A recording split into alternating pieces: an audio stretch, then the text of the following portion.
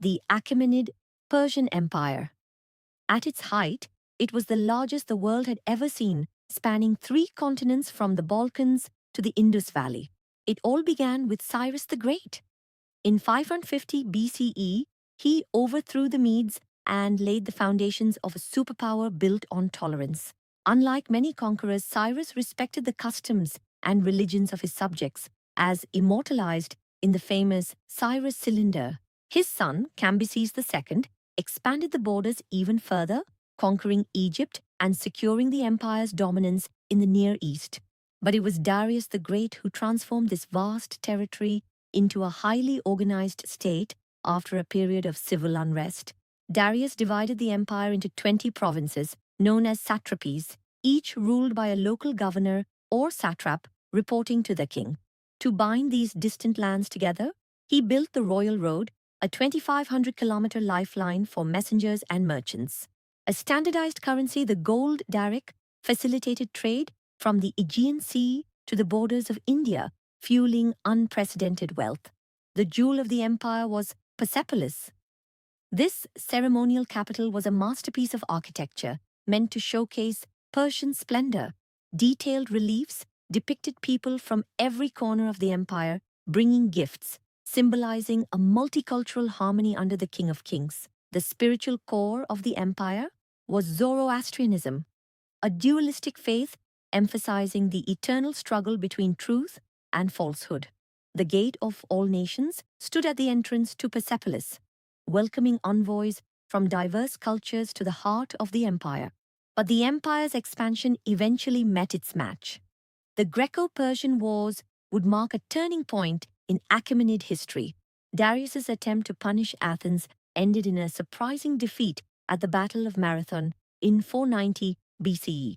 A decade later, his son Xerxes launched a massive invasion, famously facing the 300 Spartans at Thermopylae before the naval defeat at Salamis. While the wars didn't destroy the empire, they shattered the aura of Persian invincibility and drained the royal treasury.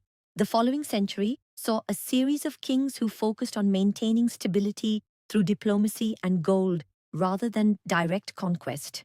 Kings like Artaxerxes I and II managed to keep the satraps in line, though court intrigues began to weaken the center. By the mid-4th century BCE, the once monolithic empire faced rising internal revolts and increasingly ambitious regional governors. Heavy taxes and economic stagnation led to a gradual decline in the morale of the imperial subjects and its military. To the north, a new power was rising. Philip of Macedon and his son Alexander were eyeing the riches of the east. In 334 BCE, Alexander crossed the Hellespont with a seasoned army, beginning one of the most daring conquests in history. The Battle of the Granicus River was the first major clash, where Alexander's reckless courage broke the Persian lines. At Issus, the Persian king Darius III took command himself, but Alexander's tactical genius forced a humiliating retreat. Darius fled eastward to rebuild his forces, leaving his family and the western half of his empire in Alexander's hands. The final showdown occurred at Gaugamela in 331 BCE. Despite overwhelming numbers, the Persian scythed chariots failed to break the Macedonian phalanx. With the Persian army defeated, Babylon opened its gates. The spiritual and political heart of the empire was now under Greek rule. Alexander finally reached Persepolis. He spent months there, marveling at the wealth that generations of kings had amassed. But the glory ended in flames. Whether by accident or a symbolic act of revenge for Athens, Persepolis was burned to the ground. Darius III was eventually assassinated by his own satrap, ending the Achaemenid dynasty in a tragic betrayal. The fall of the Achaemenids wasn't just the end of a dynasty, it was the birth of a new Hellenistic world, blending East and West. Alexander himself adopted Persian customs and encouraged his generals to marry into the local nobility, hoping to unite his new domain.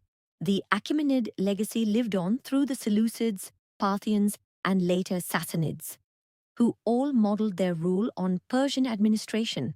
Today, the ruins of Persepolis stand as a silent testament to the grandeur of an empire that once ruled the world with a golden hand. From the tolerance of Cyrus to the administrative genius of Darius, the Persian Empire redefined what it meant to be a superpower. The fall of the Achaemenids reminds us that even the mightiest empires are subject to the tides of history and the flames of change. Thank you for joining us on this journey through history. Subscribe for more deep dives into the civilizations that shaped our world.